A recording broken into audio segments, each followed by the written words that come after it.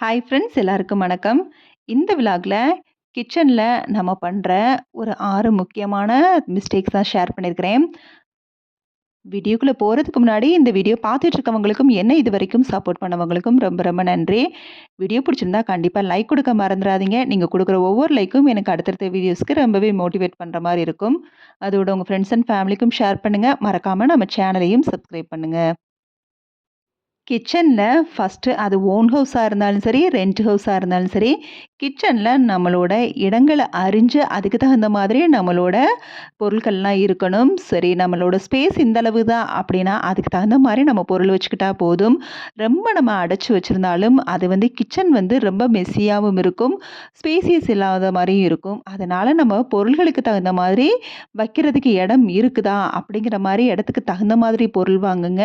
கண்டிப்பா அது நம்மளுக்கு நெசசரி அப்படி இல்ல, அந்த மாரிலாம் தெரிஞ்சு, நெசசரி இல்ல அப்படின்னா, அத யோசிக்காம காலி பண்ணலாம்.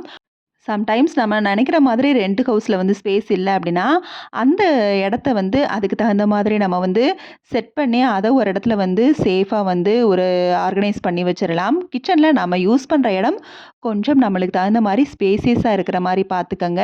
எந்த அளவுக்கு நம்மளுக்கு பொருள் தேவை, இந்த பொருள் தேவையா? வேணாமா? அளவா இருந்தா கூட நம்ம அத அதிக நாள் யூஸ் பண்றோமா? இல்லையா? அப்படிங்கிற மாதிரி பொருள்லாம் யோசிச்சு வாங்க. ஸோ நீங்க டம்ப் பண்ணி வைக்கிறது மூலியமா அது ஸ்பேசியஸ் இல்லாத மாரியும் இருக்கும். அது மட்டும் இல்லாம அடிக்கடி அத நீங்க தான் கிளீன் பண்ற மாரி இருக்கும். ஸோ உங்களோட கிளீனிங் ஒர்க்குமே கொஞ்சம் அதிகமாயிரும். அதனால நம்மளோட இடத்த அறிஞ்சு அதுக்கு தகுந்த மாரி பொருள் வாங்குங்க. இதே இது நீங்க இப்ப இந்த இடத்துல இருந்துட்டு இன்னொரு வீட்டுக்கு போறீங்க ரெண்ட் ஹவுஸ் அப்படிங்கிற மாரி இருக்கிறப்ப, நீங்க அத பிளான் பண்ணி அதுக்கு தகுந்த மாரி அந்த பொருள வேற இடத்துல ஆர்கனைஸ் பண்ண மாரி செட் பண்ணிக்கங்க. நீங்க எப்பவுமே யூஸ் பண்ற இடத்த கொஞ்சம் ஸ்பேசியஸாவும் வச்சுக்கங்க. நீங்க ரெகுலரா யூஸ் பண்ற பொருளு, நம்ம எப்பவுமே கைவசம் இருக்கிற மாதிரியும் கொஞ்சம் பிளான் பண்ணி உங்களோட கிச்சன ஆர்கனைஸ்டா வச்சுக்கோங்க. இதுதான் நாம ஃபர்ஸ்ட் பண்ற மிஸ்டேக்னே சொல்லலாம். ஸோ கிச்சன் ஸ்பேசியஸா இருந்தா, உங்களுக்கு கொஞ்சம் குக்கிங்ல இன்ட்ரெஸ்ட் இருக்கும். அது மட்டும் இல்லாம நம்மளோட கிச்சனும் ஒரு ஆர்கனைஸ்டா இருக்கும். ஸோ அது உங்களுக்கு கம்ஃபர்டபுளான ஒரு வேலைகள பார்க்குற மாரி ஒரு ரொம்பவே ஹேப்பியான ஃபீலாவும் இருக்கும்.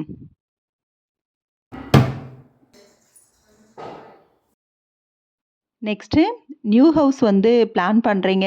புது வீடு கட்டப் போறோம் அப்டின்னா, கண்டிப்பா உங்களோட கிச்சன்ல ஃபுல்லா அதாவது எந்த இடத்தையுமே டைல்ஸ் இல்லாம அப்படியே விட்றாதீங்க. எல்லா இடத்துலயுமே டைல்ஸ் இருக்கிற மாரி பார்த்துக்கங்க. நாங்க ஒரு 2 இடத்த மட்டும் டைல்ஸ் இல்லாம கொஞ்சம் விட்டுட்டோம். அது ரொம்பவே ஃபீல் பண்றோம். ஏன் இப்போ ஒட்டல அப்படிங்கிற மாரி. அதனாலேயே நான் அந்த இடம் ரொம்ப அழுக்காகுதுன்னு சொல்லி அந்த இடத்துல மட்டும் வால் ஸ்டிக்கர் மட்டும் ஒட்டியிருக்கிறேன்.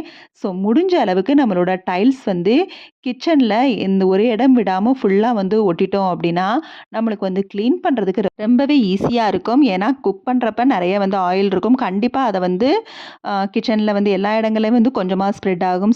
ஸோ கிச்சன் வால் எல்லாம் ஃபுல்லா டைல்ஸ் இருக்கிற மாரி பார்த்துக்கங்க. செகண்ட் ஒன் ரொம்ப முக்கியமான விஷயம் எப்படின்னா, வென்டிலேஷன். அது ஜன்னல் மட்டும் இல்ல, நம்மளுக்கு வென்டிலேஷன் எங்கெங்க இடத்துல தேவை அப்படின்னா, சிலிண்டர் வச்சிருக்க இடத்துல கண்டிப்பா வென்டிலேஷன் இருக்கணும். ஸோ நாங்க பண்ணப்ப கண்டிப்பா அந்த தப்ப பண்ணிட்டோம். வென்டிலேட்டர் இல்லாத மாரி பார்த்துட்டோம். அதுக்கப்புறம் இது 2, 3 இயர்ஸ்க்கு அப்புறம் தான் இந்த இடத்துல மட்டும் தனியா நாங்க வென்டிலேட் பண்ற மாரி தனியா செட் பண்ணிட்டோம். அதே மாதிரி தான் இங்க வெங்காயம், பூண்டு இதெல்லாம் வைக்கிற இடம். இந்த இடத்துலயுமே ஃபர்ஸ்ட்டு வென்டிலேஷன் செட் பண்ணல. அதுக்கப்புறமா தான் அந்த இரும்பு கம்பி மாரி போட்டு வென்டிலேட் பண்ணோம். அந்த நேரத்துலயும் ஒரு தப்பு பண்ணிட்டோம். என்ன அப்படின்னா, சிங்க் ஏரியா. இந்த டோர்லயுமே நம்ம கண்டிப்பா வென்டிலேஷன் வைக்கணும். ஏன்னா, இந்த இடத்துல அதிகமான அந்த ஸ்மெல் வரும். அப்ப நம்ம வென்டிலேட்டர் இருந்தாச்சுன்னா, கண்டிப்பா அந்த இடத்துல அந்த அளவுக்கு ஸ்மெல் இருக்காது. Next one kitchen counter top.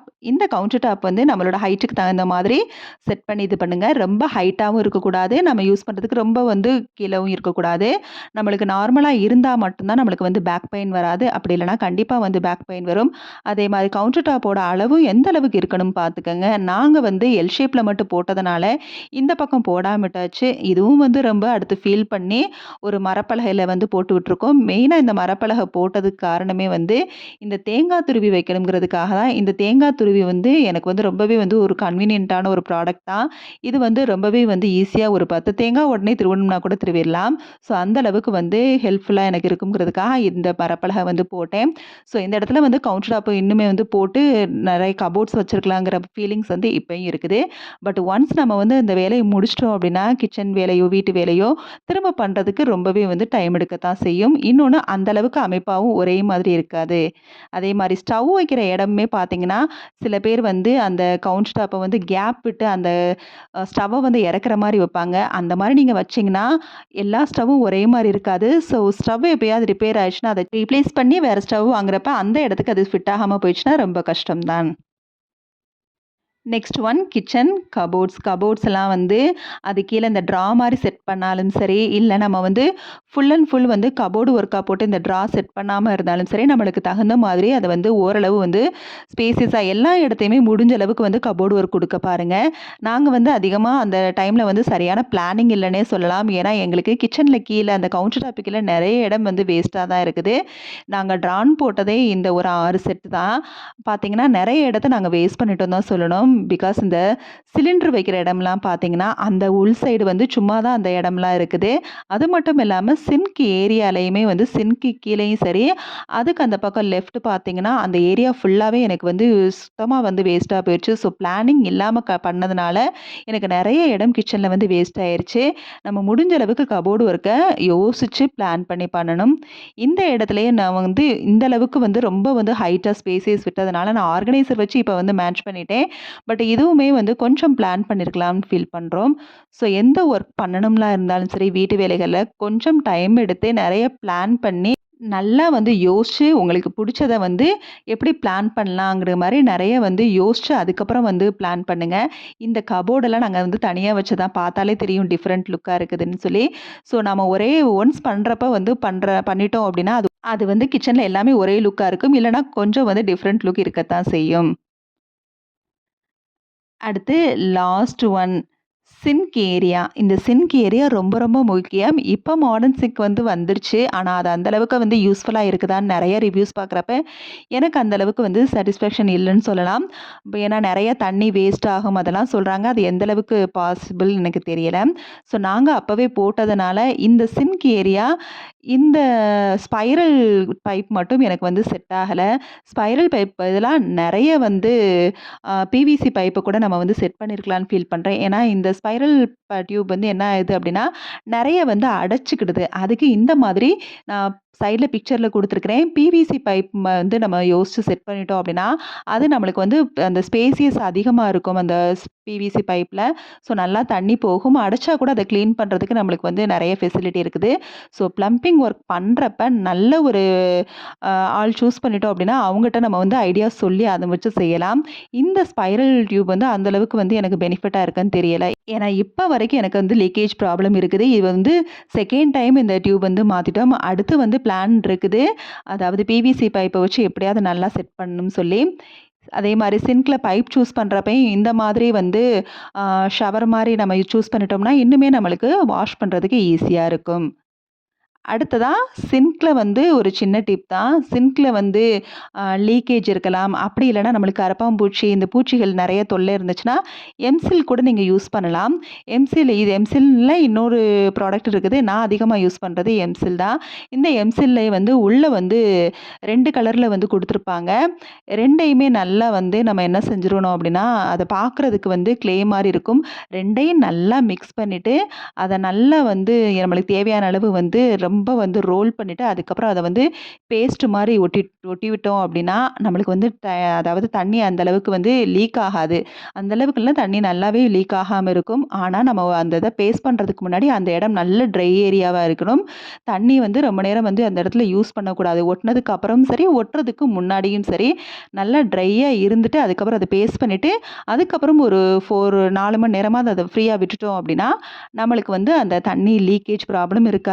அதே மாரி வால்களுக்கு இடையிலலாம் வந்து அத ஒட்டுறப்ப நம்மளுக்கு வந்து அந்த பூச்சி ப்ராப்ளமும் வராது. இல்லன்னா எறும்பு, கரப்பான்பூச்சிலாம் அதிகமா அத வந்து அப்படியே நம்ம டைல்ஸ் எல்லாம் வந்து சொரண்டி வெளியில வரும்னு சொல்லுவாங்க. அந்த மாரி ஆயிரும். ஸோ இந்த இத வந்து ட்ரை பண்ணி பாருங்க. லாஸ்ட்டா ஒரு கேஸ் ஸ்டவ் ரிவ்யூ தான். Vidiem gas stove budget friendly gas ஸ்டவ்னே சொல்லலாம். 4890 தான்.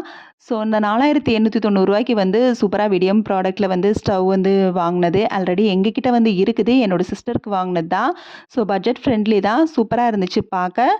3 ஸ்டவ் மேக்ஸிமம் நான் சூஸ் பண்றது வந்து 3 ஸ்டவ் பர்னர் தான். இது வந்து நம்மளுக்கு பாத்திரங்கள்லாம் கொஞ்சம் பெரியது வைக்கிறதுக்கு வந்து வசதியா இருக்கும்னே சொல்லலாம். 4 அடுக்கு வந்து கொஞ்சம் வந்து அந்த 4 அடுப்புங்கிறது வந்து கொஞ்சம் வந்து அந்த ஸ்பேசிஸ் இல்லாத மாரி இருக்கும். பெரிய பெரிய பாத்திரம் வைக்கிறப்ப. ஸோ இது வந்து கன்வீனியன்ட்டா இருக்குன்னு சொல்லி, இந்த இதுலயும் வந்து 3 அடுப்பு தான் சூஸ் பண்ணியிருக்கிறோம். இப்ப நான் யூஸ் பண்ணிட்டு இருக்கிறது பார்த்தீங்கன்னா, பிரஸ்டீஜ் ராயல். அதோட பிரைஸ் இப்போ வந்து 6200. ஸோ இதுவுமே நல்லா இருந்துச்சு. விடியம் ப்ராடக்ட் கொஞ்சம் பட்ஜெட் ஃப்ரெண்ட்லியா இருக்கட்டும் இப்போதைக்கு அப்படின்னு சொல்லி வாங்குனது. இப்ப இத யூஸ் பண்ணியும் 1 வீக் ஆச்சு. நல்லா தான் இருக்குது. ஸோ சூப்பரான ஒரு பட்ஜெட் ஃப்ரெண்ட்லியா விடியம் வந்து சூஸ் பண்ணலாம்னு நெனைக்கிறேன். ஸோ அவ்வளோதான் இதோட இந்த விளாக் முடியுது. கண்டிப்பா நான் சொன்ன இந்த கிச்சன் மிஸ்டேக்ஸ்லாம் வந்து உங்களுக்கு கண்டிப்பா இனிமே புது வீடு கட்டுறதா இருந்தா, அத வந்து அவாய்ட் பண்ணுவீங்கன்னு நம்புறேன். இன்னுமே நெறைய மிஸ்டேக்ஸ் இருக்கலாம். அது என்னென்னங்கிறது வந்து யாருக்காவது இருந்தா கண்டிப்பா அதையும் வந்து ஷேர் பண்ணுங்க. இந்த வீடியோ புடிச்சிருந்தா கண்டிப்பா லைக் குடுக்க மறந்துறாதீங்க. Okay, bye. தேங்க்ஸ் ஃபார் வாட்சிங்.